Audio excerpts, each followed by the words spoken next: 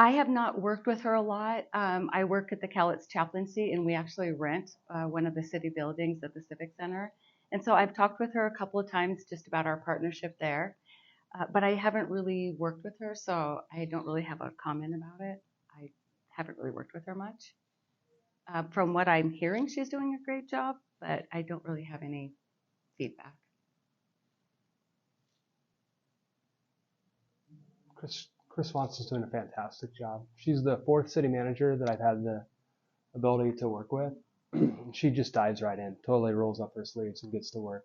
Right now, the city council and we are working with our administrative staff on our operational planning and strategic planning. And truly, in my experience, she's the first city manager who we've had who's wanted to bring us forward to a place where we can think that operational plan through and strategic plan through, bringing together the community and the council with that visioning process to really push us forward through the future. But that's her background, right? Her background is in planning. Her background is in that audit work and thinking things through and thinking ahead. And she's been great, an incredibly valuable resource for the city council. She's also been great at filling our positions, recruiting the top department staff, trying to fill those positions, and also thinking about how we can improve all of those relationships within City Hall. She's been a fantastic manager. With all that said, how do you hold on to her then? Well, the city of Longview has a pretty generous compensation package, by the way, including the benefits that we have, and we're actively recruiting right now for a public information officer, somebody with media background and experience. You can check that out on the mylongview.com webpage.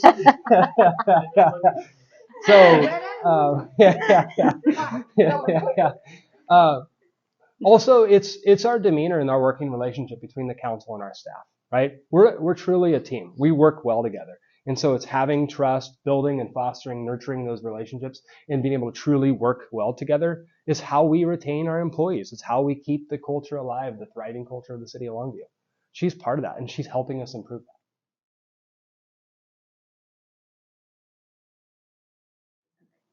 I think so far it seems very successful. I was displaced as a teenager for about 2 years, and thank goodness I had my friends to take me in until I got on my feet. So I do understand struggles, maybe not to the extreme as some of the residents, but my family also grew up on welfare when I was a little girl. So I understand the struggles in life, and everyone has them no matter who you are. I think if we are able to have a place where people can get better and feel that love and support, I'm all for it. I'm very interested in seeing what the city council wants to do with the rest of the property at Hope Village. I don't agree with the process or lack of true processes it took to get it. I think it would have been good to have more community input, more partnership and support from our 19th legislative delegation and our city lobbyists. In talking with a couple of the executive department heads of the city, they felt that they wished that they also would have waited maybe 30 days to work together, put their heads together along with other nonprofits before the $2.5 million was accrued for Hope Village. But I think their intent was good. I think the council's intent was to help people. I just think it would have been nice for the constituents and state legislators to have more of a say, and maybe it could have been better.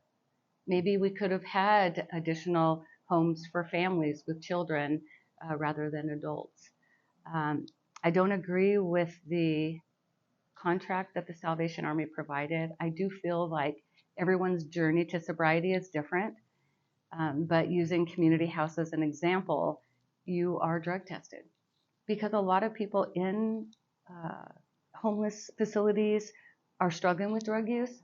And I think when we give them the ability to use inside homes that taxpayers have purchased is a slap in the face to the taxpayers. And is it really helping them if we enable them to continue using? So you think it's enabling, like you're against the low barrier shelter?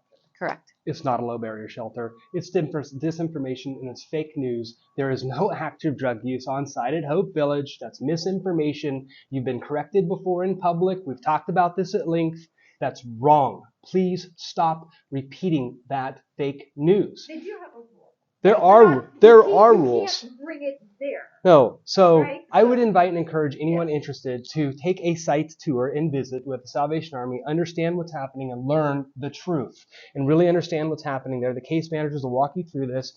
If someone appears to be intoxicated or having used or consumed drugs and alcohol, they have a process for handling that individual. And then they have a plan for handling that individual. If they make the mistake and relapse again, then they're asked to exit. Hope Village has been demonstrated. This works. And they have the track record. They have the results. There's the data publicly available of the number of people who've been evicted and removed from Hope Village because they weren't able to successfully get with the program. They did relapse and they did violate the rules. And so there are consequences. It's not a low barrier shelter. If people are found with contraband, they do checks of the units, etc. It is well managed. It is working well. Please stop. Does it say sharing anywhere in any misinformation. documents at all that they can use inside the pallet homes but not outside the pallet Please homes? invite yourself down for a tour. No, and I'm just learn the asking you, does it information. say anywhere in any writing that they're able to do that? Though, are you saying there's not it in any writing? There is a full plan that But the in the Salvation plan- Army executes Mhm. and that they enforce on those residents. Please. I guess what I'm asking Go you is, and in visit. writing, are you saying that nowhere in writing from Salvation Army or in any agreement that says that they can use inside the pallet homes but not outside the pallet homes? Wait. Are you saying that it's not in writing anywhere that they are able to use? All these words you're saying are things you're saying. No, I'm just asking you. No, there are conditions of the residents for their residency inside a Hope Village. Right, I'm just. And then the case managers work 24/7 with these individuals to get them the help and the assistance they need for substance abuse treatment, for mental health treatment, for medical treatment, connecting them with the partners who are actively engaged, including Community House on Broadway, Chess, Peace Health, Kaiser, the Boy Scouts, the LDS Church, on and on. It is a huge community effort that is successful with 41 individuals year to date out of our parks, out of our sidewalks, out of our streets, out of their cars, successfully transitioned through this process and who are now into housing, who are on a path to wellness and recovery, who will become supporting taxpayers. It's working with another 50 people there right now on that same path. All told then, 41 and 50, 91 individuals who we've successfully taken off the streets, reduced those calls for service in the parks, reduced the trash, the debris, the rubbish, the shopping carts, the mental anguish, the inconvenience that we would see somebody on the streets. We've been able to address that. For those 91 people, it is an absolute success and it's working. Not every person is going to succeed the first time, though. That's what we know about addiction. People do relapse. So is it 38 people, 40 people, 99 people that you've helped? How many people is it? 41 people. Yeah, you seem very passionate about it. Absolutely. I was part of the volunteer team who physically bolted these houses together. It was an incredible experience to see the community together, come together to put this place together, to inspire hope, to encourage people to recover, to offer a hand up, not to fix the problem, solve homelessness from Longview. This is one piece of the puzzle. There is a large puzzle here. Community House on Broadway, our other partners are valuable pieces of this puzzle, including the law and justice system, including the drug court, including other service providers. These are all pieces of the puzzle. Salvation Army and the Hope Village program is not the solution, but it is helping and it is successful and we need to renew it and we need to continue it. We're going to build on this success in the same way that we're supporting our other partners to address issues. We're supporting the emergency support shelter. We're supporting the Community House on Broadway. Just because there's not one simple solution I didn't to say this there was. very complicated issue. It is. But these are puzzle pieces. Yeah, and so you had mentioned that you were hoping that it wouldn't have been created so quickly so that the 19th legislative district representatives could have it. Right. What exactly? So there are does that 5 mean? capital budget riders, and Ann Rivers is one of them. And she inserted it from the funding of all of the 19th district. She allocated $2.5 million for Hope Village, which is really money for all of the 19th district. But the senator, the state legislators, and the lobbyists were not involved in that conversation. They are voted, elected officials that should have been involved in the decision making as well as the constituents, and they weren't. So this really wasn't a idea and project that we all came to the table. Constituents, legislators, local. It wasn't. There wasn't a tight location for the pallet homes when they were purchased. There was no additional funding from the state or the county. So But what? Ann is an elected official. She is a. Well, she's actually a city employee and She is she's a city- senator. Yeah, and she's a senator for. Okay.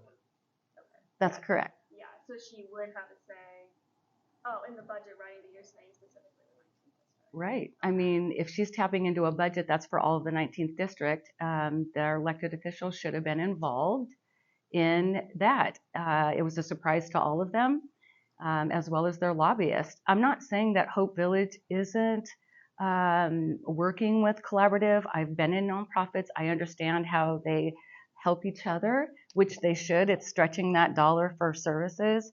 But there is something in writing, and I will give it to you, that says that they are able to use, or I don't know what the exact words are, but not outside of the pallet homes. And I think, and that isn't something that I made up, that is actually on a document that has been floating around. So I think that's why the community doesn't Have fulfill. you seen that? Because I thought that the rules are they can't bring it onto the property at all. So I don't understand why they would be allowed inside a pallet home versus. I would need to review the stuff I've seen. I believe it is in some rule that it's not allowed in the pallet homes. I would need to look at it. Yeah, so I'll give that. But I agree with Mike that, again, I was one of the unhoused, so I understand. And this community is a giving community, and we want to help. And so I think the efforts of doing it are very rewarding for them in their futures.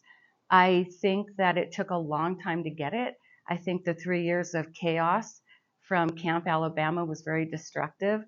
Property, self, emotions, it really tore our city apart with the damage that was being done to where it led to 2 emergency cleanups.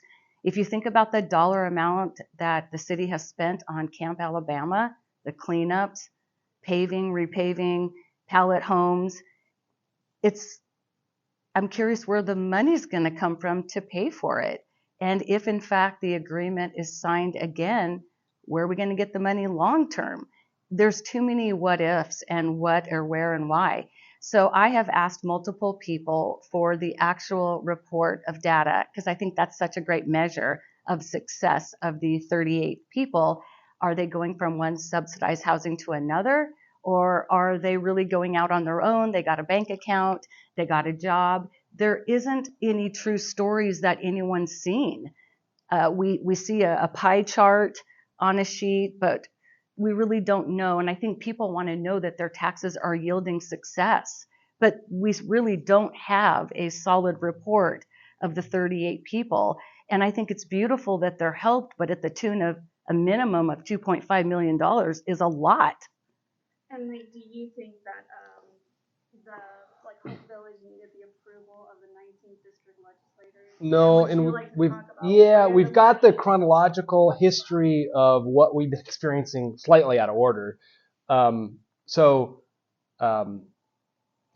Clay had just mentioned actually the 3 years of the unhosted Wild West free range camp there at Alabama. That the community was crying that the council and the city take action and do something about it. No one supported having the free range camp. It was hard on the neighboring impacted businesses and the neighboring impacted residences. It was hard on everyone. There's lots of circumstances and factors that led to that location, that led to its continuation and the challenges we faced with that. But all throughout all of that period of time, we have a county's homeless housing task force, of which the city of Longview is members and participating. Leading up to that period of time, the city of Longview had been participating month after month after month after month of planning and reporting and cooperating and collaborating and planning and reporting and thinking ahead, talking about all these issues. Predating that, we had a Housing First Coalition that talked about these issues, right? We can go all the way back, the history that led up to this. This didn't happen overnight. It's completely transparent. There has been dozens, if not hundreds, of different people, all the agencies, all the stakeholders involved, every step of the way, and we got to critical mass. We got to a point where our community demanded the city council and the city take action and do something. People were begging, do. They ask us to do everything. They expect city government or county or state government to do, right? So this city council took bold, decisive action and said, look, we're going to shut down the unhosted free-range Wild West camp that existed based on the community's demand to do that. However, the consequence of doing that, in light of in light of the Martin v. Boise decision And in light of Johnson versus Grants Pass, the consequence of that is that group of individuals who would then be displaced then from the unhost Wild West camp would then be displaced back into our parks and our streets and our rights-of-ways and the public places and the alleyways, and they would be displaced, of which there wasn't a plan or solution. There was nothing in place to address those new adverse impacts. So some people would have us do nothing. Some people in our community want the city to do. But So we had a all of the choice community wants a say, though. We had a choice to do or do nothing. And it's continuously evolving. So the city council took bold and decisive action, and we looked for a partner, and we reached out to the community. It was the Salvation Army who volunteered. Now, if you look back at the historical context, the county commissioners had done an RFP, community house had responded to that. We could go on and on over all that, okay? All this open, transparent, huge public discussion. Okay, huge amount of discussion and debate. Yes, I mean, this is not news, okay? Not today. It was then. It was evolving, okay? So the city council then came to a conclusion, and we made a decision, and we took action. 3 years later. True, of process and input and transparency 3 years and of meetings. destruction to the neighborhood, people, their property. It took you 3 years with all those people and nonprofits and groups. And so 3 we're on the years. hook for it as taxpayers. We stood up a $1.7 million investment of utilities, 50 pallet structures, pavement, laundry, restroom facilities. We fenced it and secured it, and we entered into a relationship, a partnership with the Salvation Army, trusting in their expertise, their leadership, their proven history in providing a program like this around the country. Said, look, guys, we need help. And the Salvation Army says, yep, we can do this, and we're here for you, and we will help you. The county commissioners turned their back on Longview. Right? Well, Others about have turned their back on Longview. We came to a point where this city council and our city administration made the choice to take responsibility, to sweep our own doorstep, because no one was going to do it for us. The state and the federal government wasn't going to bail us out. The county certainly wasn't going to bail us out and help. And the community was demanding action. No, certainly there's not complete agreement on the path forward, but doing nothing was not acceptable. We had to take action. So it may not be perfect, and we're only 9-10 months into it, and tonight at our council meeting, we'll have another monthly report. There's monthly reports, and we're due for an annual report at the conclusion of this year. And so we will have more information, and if you go to the Salvation Army Hope Village webpage and Facebook page, you can see some of the anecdotal stories of the individuals and their success stories, the 41 people through yesterday who've transitioned through this program. What's more is, no, we didn't have a plan to pay for it. It was a risk. It's an exceptionally high risk. It was a gamble, a roll of the dice, because the community was demanding that we take action. Totally risky, right? So we're on the hook for building the site, and then we had to beg for help to pay for it. Thankfully, the state of Washington, the state legislature, had funded the State Department of Commerce to fund opportunities such as this to help homeless individuals through different programs. And we have successfully been awarded 2 grant opportunities from the State Department of Commerce, which have covered every penny of our operational costs for Hope Village with the Salvation Army, and is projected to cover the entire expense through the end of the year, will be covered by one or both of these 2 grants that we received from the State Department of Commerce, one of which is a grant that we received only because our county commissioners turned it down at the county level, because they rejected a grant that they would have otherwise been afforded and awarded and could have used for the benefit of Cowlitz County. Department of Commerce ringed up our city manager, said, look, would you like some money that Cowlitz County commissioners turned down because it's available? We can get that to you, and we can support Hope Village with that. And we said, yes, please, because our residents demand action, and they wanted results. They wanted us to get this done. And we're going to evaluate it. We continue to get the monthly reports. We're realizing the success of these individuals. We're watching and we're learning as we go along. Salvation Army is adapting. They're continuously trying to improve the situation. And we're going to an evaluation of whether to continue it another year. We know, though, however, that if we don't continue it, there will be at least the 50 people displaced who are there now. What's more is we will have a reduction and a deduction and a detriment of the hope of the rest of the individuals, more than 100 who are on the waiting list right now, who've raised their hand and says, I want help. I'm ready, willing, wanting. I want into that pallet home village, and I'm ready to promise to try to commit, to kick the bad habits, reform my life, recover, and I'm asking for help, and I don't fit one of the other models. So that's what's key here also. This population being served at Hope Village, every one of them has a unique story. Victims of sexual assault, domestic violence, loss of family, drug addiction, mental illness, etc. It's a very complex issue.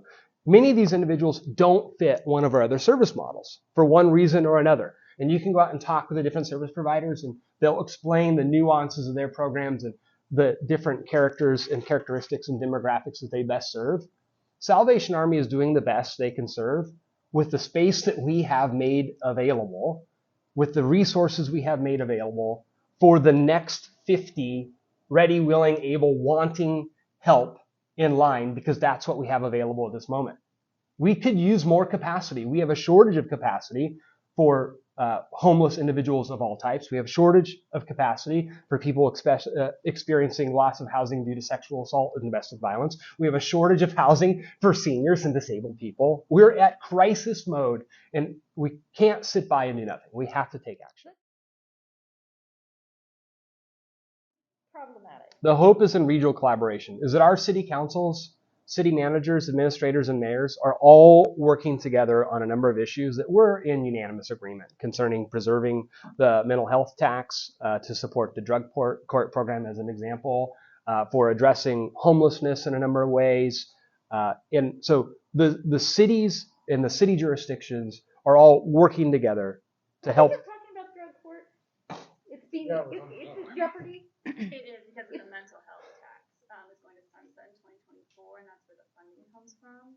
So the county hasn't decided what if they're gonna continue the tax. Right. So it's in jeopardy. That's what I'm saying. So the cities may be unified, but then you've got the forces of the county. Right. So we would love to have the county commissioners at the table having this discussion, working with us in a collaborative way.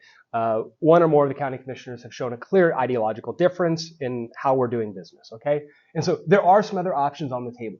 Because the legislature had decriminalized possession and consumption of the controlled substances, but then allowed us to make it a misdemeanor charge. Longview was one of the first cities to make that a misdemeanor charge. We took action in June. It came into effect July 1st, and we've been enforcing misdemeanor drug possession and use. Well, we don't have a drug court for the municipal court level.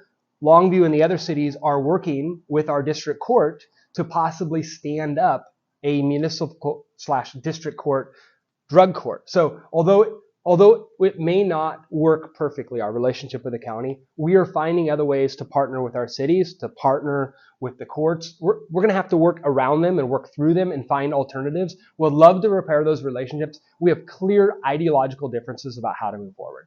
Would you like to comment on the county-city relationships, or? I'd like to make a comment about anything. Yes, no, I just want to make sure that. So regarding Hope Village, there is a document that states something about drug use. One, they're not drug tested like Community House, and I think in regards to a person's journey to sobriety, that is important to do, to make sure that our tax-paying dollars are investing in a drug-free life, and we want to give them all the support that they need.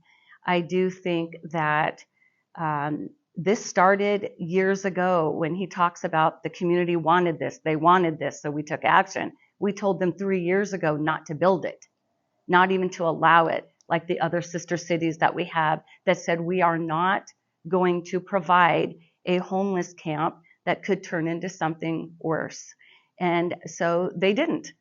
But Longview made the decision after the community told them not to do it, especially after Love Overwhelming in Kelso, and the city council still allowed Hope or Camp Alabama to be there.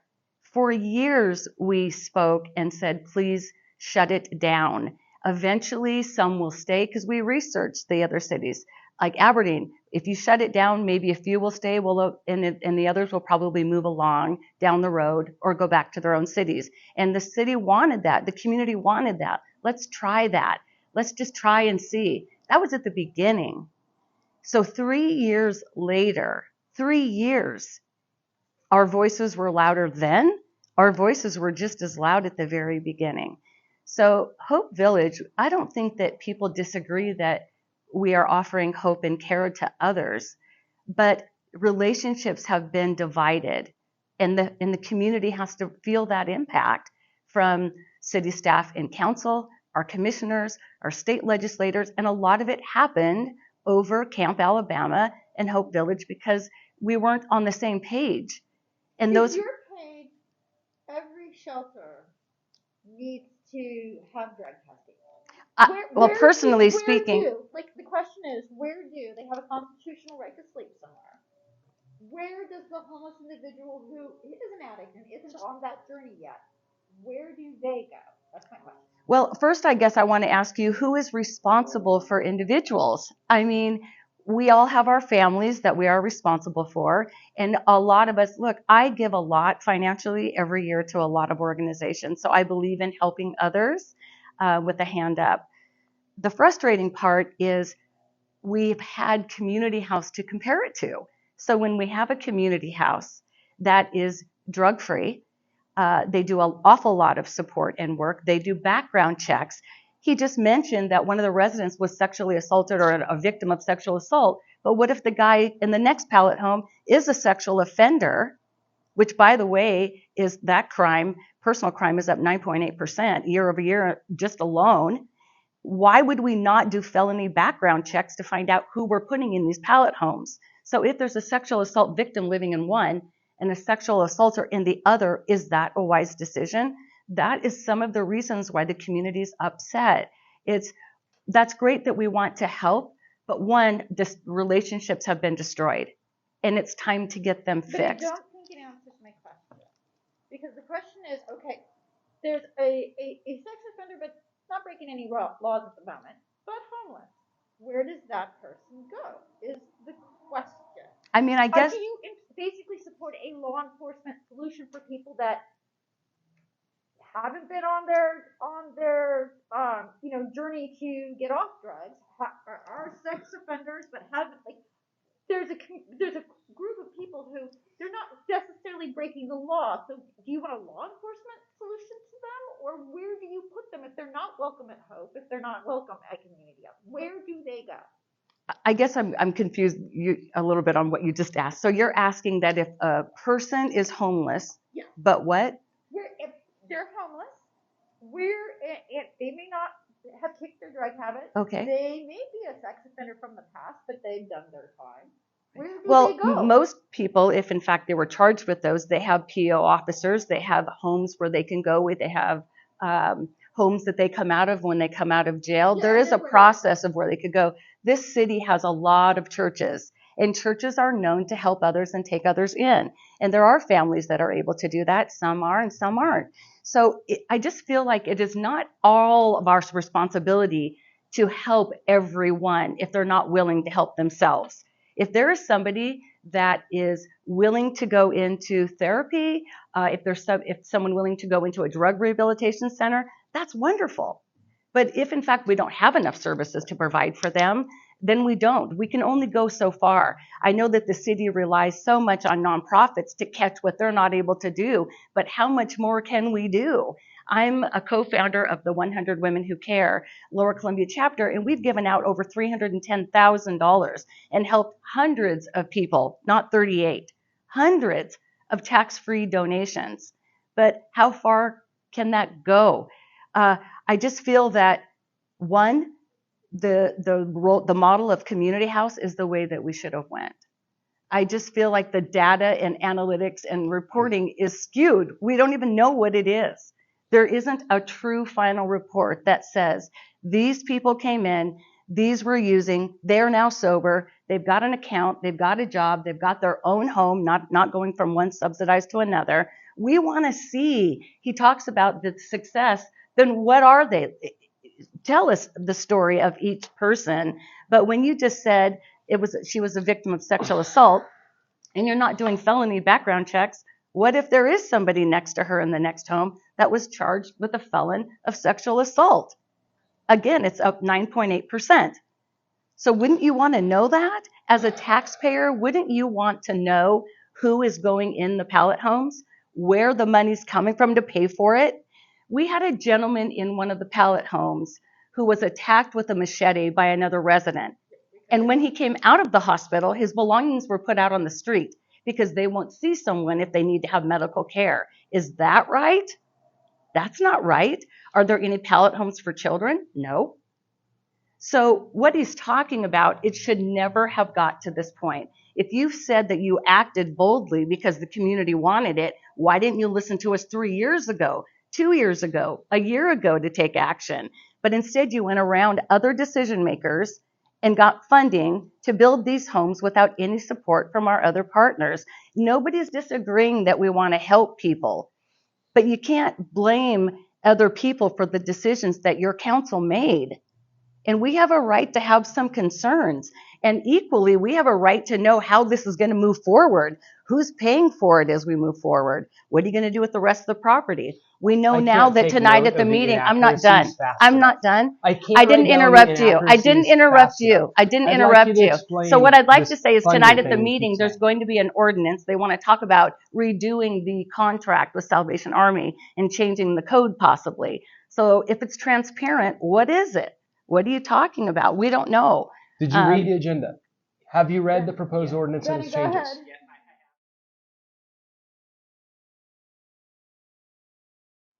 Let's agree on this. When he talks, I don't talk.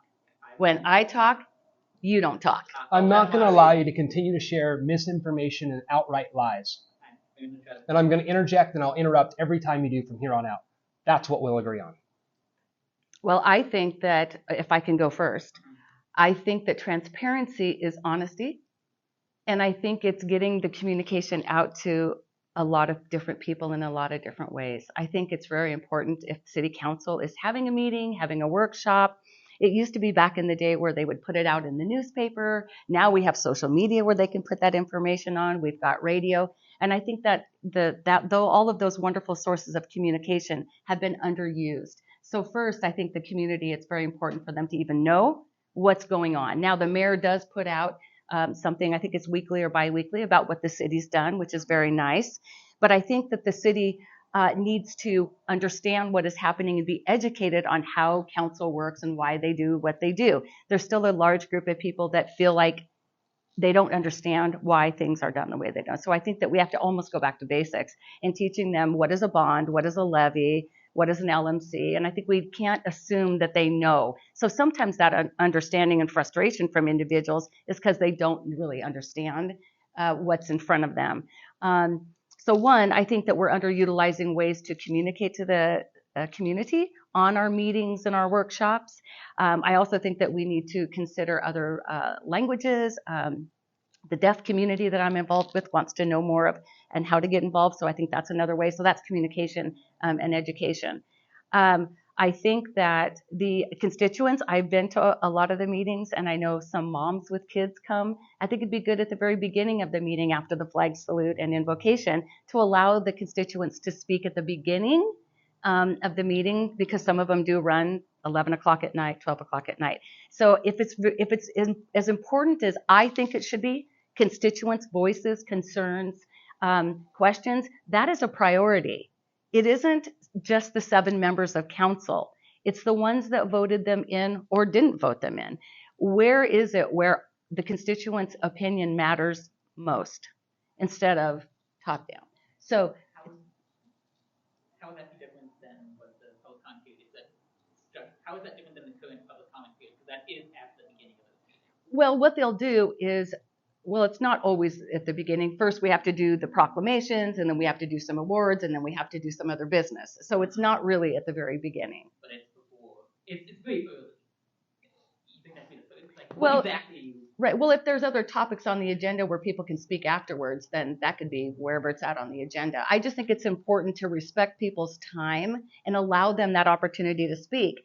The other part that's disappointing is, even if a constituent does have a question, council and the mayor do not answer the question. So, okay, respectfully, but what they should do then is to have an annual meeting, city council meeting, just for the constituents and community to come and ask the questions, have them be able to answer the questions, and have true dialogue of how we feel. And it should just be one meeting for that.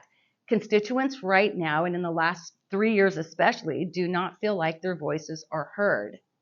In the council meetings that I've been to, especially about Camp Alabama and Hope Village, it's important for them to be able to speak. And the ones that I've heard speak, as one of the council people said, well, it doesn't mean the louder that you are, the more we're going to listen.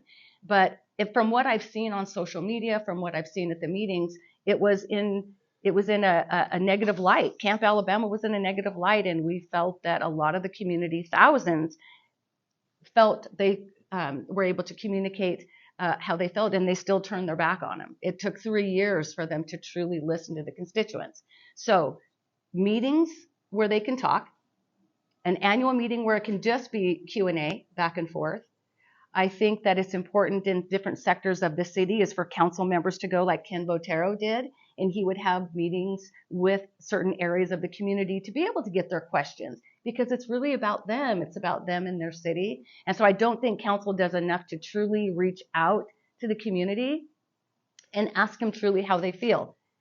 So in regards to transparency, he just said it. The relationships are terrible right now with county commissioners, state legislators, and lobbyists. And at times we've seen issues with staff in council. So it's not a secret that the relationships have been flawed. And we've got to fix them, because it's not right for the constituents to have to sit back and watch the destruction of these relationships. And those have got to be fixed first. But why they all weren't involved with Camp Alabama, why they weren't all involved in the decision-making of Hope Village, that is why people are upset. With the relationship with the county, because we talked about that earlier, and your opponent called out an ideological difference. Do you have that ideological difference with the county commission, or are you more in tune with that? I'm not going to speak for the county commissioners. No, I'm asking your personal, like, do you find yourself in your personal worldview aligned with that? What is their line? What are you having me compare it to? What's your opinion of where they're coming from? Well, then I can answer that better. I don't know if I'm picking up what you threw down. So if you want to find the ideological never more than difference now between... have we realized the value and the importance of a strong local newspaper and real journalism, because social media, particularly the Facebook pages and all that, is just so full of disinformation and fake news that gets repeated by people. This newspaper has reported on the ideological distinctions of our county commissioners repeatedly over the last month. Yeah. We've also had independent journalists out there, real journalists, independently write on the same subject. It is clear that we presently have a majority board of county commissioners that is abandoning our community and abandoning core community values of the proper role and function of local government. And they're turning down grants, turning down assistance, turning down and breaking relationships in the context of the relationships that are so important, and more. There's a clear ideological difference between the proper role and function of local governments and the post-government. I don't like the past, like, there's basically, you had a phrase. What was your phrase that you're like? Well, no, the quote from Battlestar Galactica. Oh, well, yes, please. Let's see here. We actually sit around and talk about If the courts aren't legitimate, then you're not in charge, and you're not the boss of me. It's kind of the attitude that we're seeing. It's a breakdown of all that we come to expect from government structure. It's a bizarro. I'm not even talking about. Like, it's a bizarro world. Sort of it's such a bizarro world. But hey, I want to make a comment though. That I really do sincerely appreciate the idea of these listening sessions that Kalei and others have suggested. I think it would be incredibly valuable that council do that and adapt that. And I believe this council will do that. We've heard that loud and clear, and I think that's a super idea where we have possibly one topic or another, bring people together and just have those listening sessions. And I think more than just annually, but that would be incredible. And I'm all for that. And I think that's a great idea. Also, the mention of the e-newsletter and the way we communicate, the city has proven to be a terrible communicator, right? Of all the things that we can do, the city is just not a great communicator.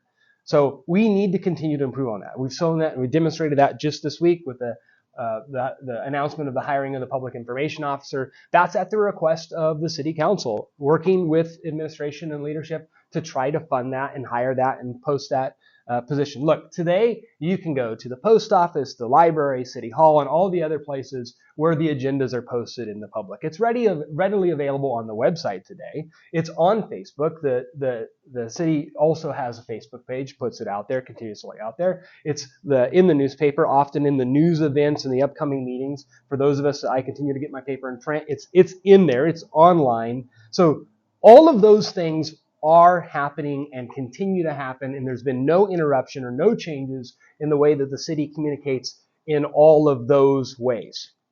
Zero interruption. That's all happening. And we've added, as I mentioned, the social media.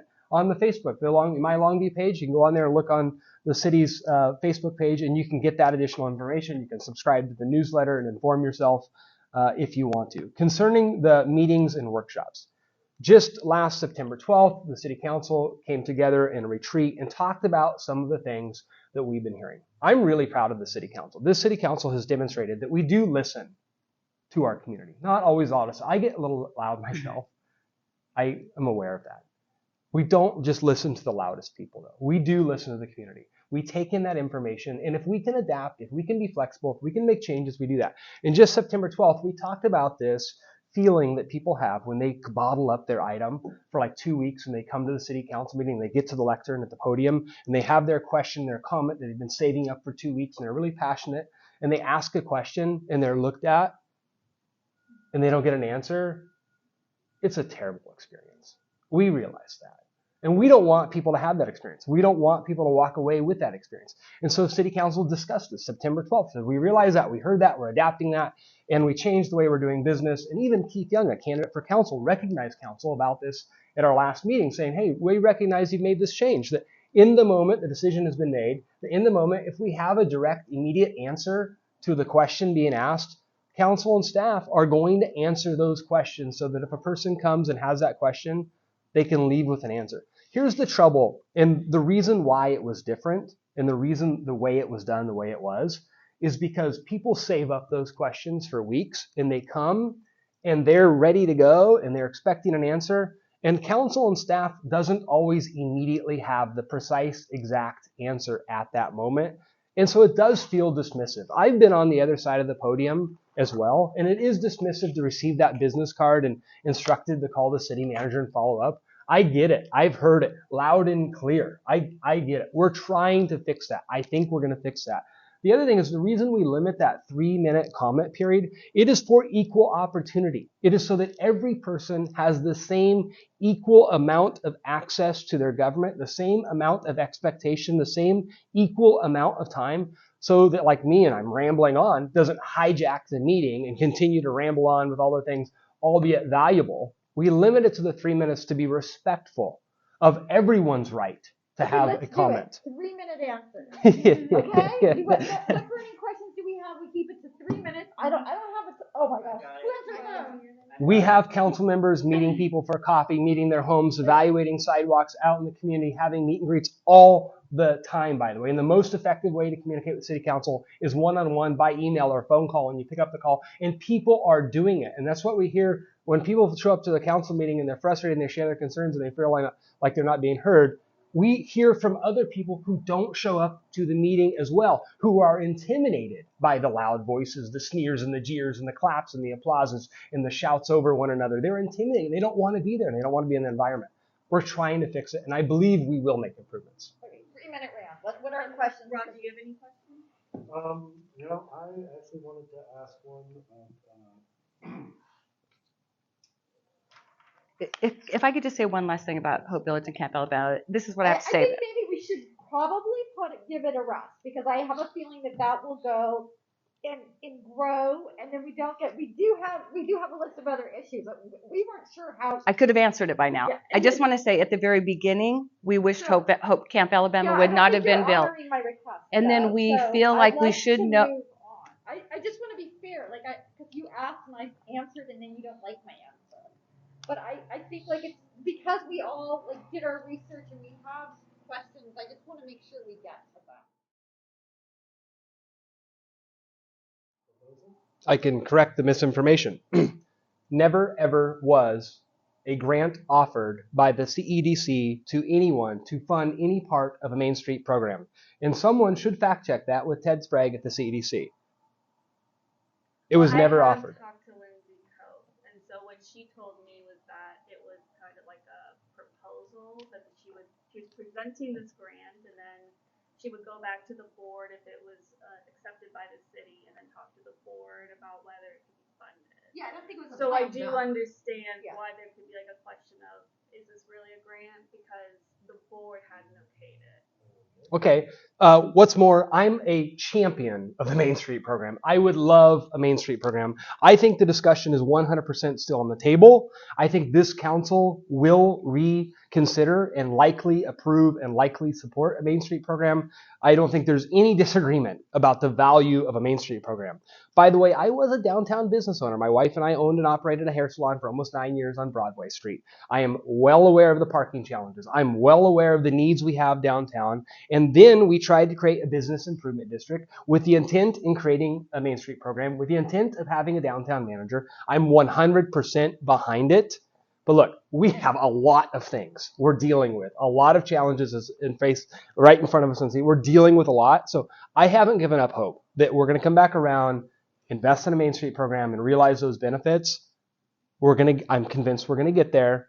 But we're certainly not going to do it by bullying one another, right? We need to do it through real collaboration and real partnerships and genuine discussion about those benefits. Probably 3 minutes. Thank you. Your 3 minutes. Okay, so I agree with Mike. I've never heard that CEDC was going to offer the grant. I've been a part of the Longview Downtowners since 2017, and what we were told, as well as what you had mentioned, Lindsay did speak about it, and that it wasn't a for sure, but she did want to have the opportunity to go back and get some funding. But the city didn't go forward on it. So I think Ariel then had a meeting with Ann Rivers, and they just didn't grab onto it to say, gosh, that's a good investment, because we are wanting to grow commerce, especially in commerce business. I know right now some of our businesses are being asked to go to the new building in Kalama at the port at their new, so they're trying to scalp our business. We want to do everything we can to keep and retain the business, especially on Commerce Avenue. So there are many, many businesses on Commerce that I have met with that are supporting me, and they have my sign in their window, because they said I'm the only one that's ever went and asked them, what are your thoughts? How do you feel about the tickets, permitting? What ideas do you have? And they said, Kalei, you're the only one that's ever asked us, and I continue to do that. And that's why they're supporting me.